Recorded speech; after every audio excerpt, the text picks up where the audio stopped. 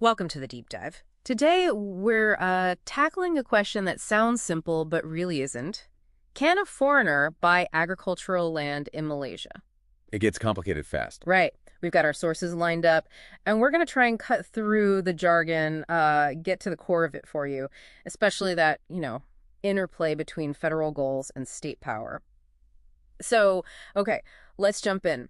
The big thing right away seems to be this dual governance setup in Malaysia. Absolutely. That's really the foundation of the complexity. Mm. See, land is constitutionally a state thing. Meaning each state has a lot of say. A lot of say. Significant autonomy. But then you have the federal parliament stepping in with the National Land Code, the NLC, back in '65. Trying to make things uniform across the country. Exactly. Aiming for uniformity. But you can see how that creates this structural friction. Yeah, like a foreign investor is sort of caught between two bosses. Pretty much. You're serving two masters, effectively. And I gather this isn't a fixed picture, right?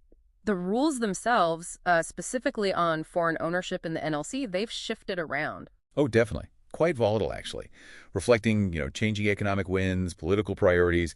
You had periods with almost no restrictions before '84. Did a total block in '86. Yes. Right, then back again. But getting progressively tighter right up to around 2017, it's been a moving target. Yeah. Which brings up a really key point. What is a foreign interest, legally speaking?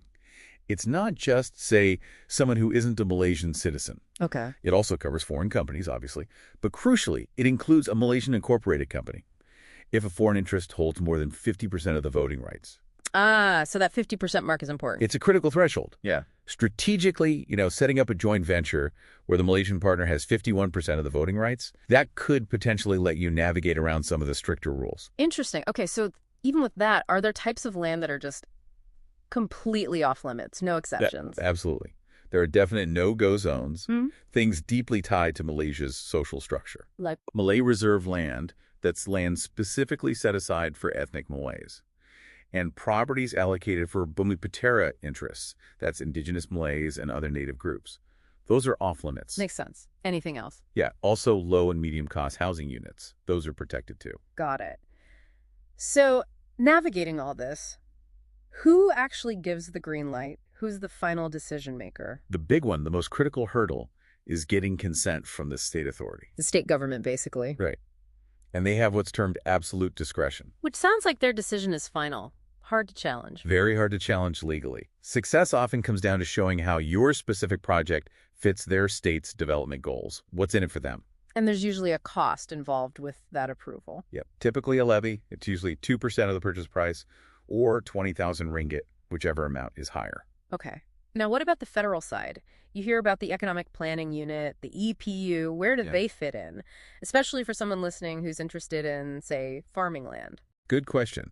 So the EPU isn't involved in every foreign purchase. Their approval usually kicks in for really big deals, think RM 20 million or more, and only if that deal dilutes Bumi Putera or government ownership stakes. Ah, okay, so not necessarily for smaller agricultural plots. Well, here's the crucial bit for agricultural land, the real aha moment, perhaps. EPU approval is specifically not required for buying agricultural land that's valued over RM 1 million or is larger than 5 acres. If. There's an if. There's an important if. If the land is going to be used for specific purposes, things like commercial-scale farming, modern or high-tech agriculture, agritourism projects, or producing stuff mainly for export. So they're signaling they want strategic investment in agriculture, not just land banking. Precisely. It's a very clear policy signal. They want investment that adds value, uses technology, or boosts exports. That's a really key takeaway. So, okay, say you have that kind of project, you meet the criteria, you potentially bypass the EPU. Does it still matter where in Malaysia you want to buy? Oh, absolutely. Location is still critical. Peninsular Malaysia, for example, it's quite varied. How so? Well, Selangor, for instance, generally doesn't allow foreigners to directly buy agricultural land, full stop.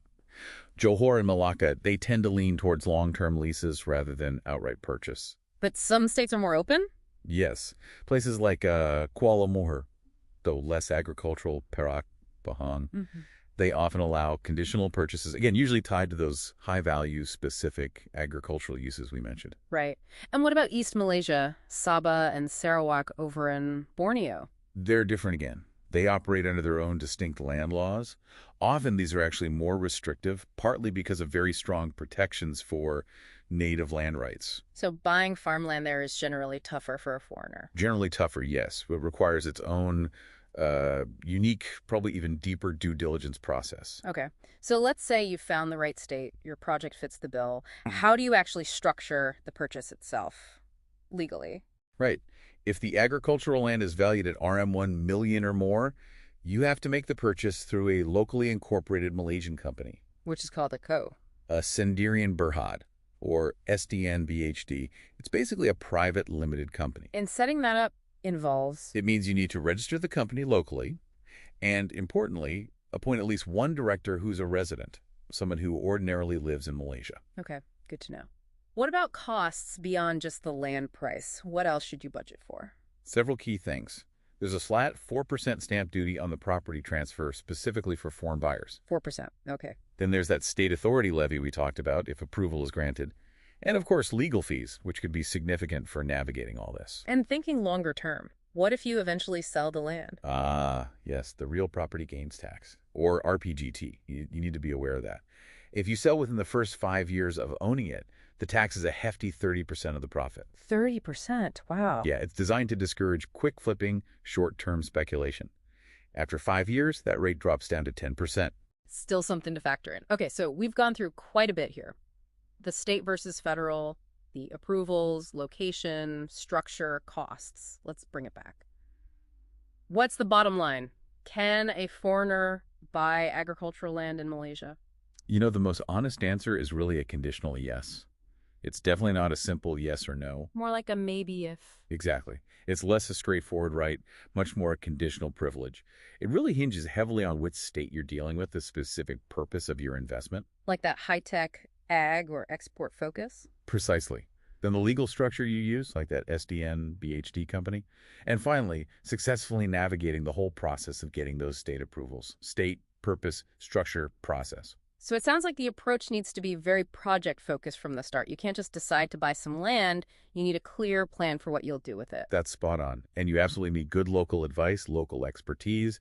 The due diligence goes way beyond just checking the land title. It's multi-layered. Yeah, this deep dive really highlights that. It's complex, no doubt, but Malaysia does seem to be sending a clear message. They do want certain kinds of foreign investment in agriculture, high-value strategic projects. It's not just about the land itself. It's about the activity on the land. That's what seems to matter most. Right. Okay, so here's something for you, the listener, to maybe think about after this. We've seen how this mix of federal policy and state control plays out for agricultural land.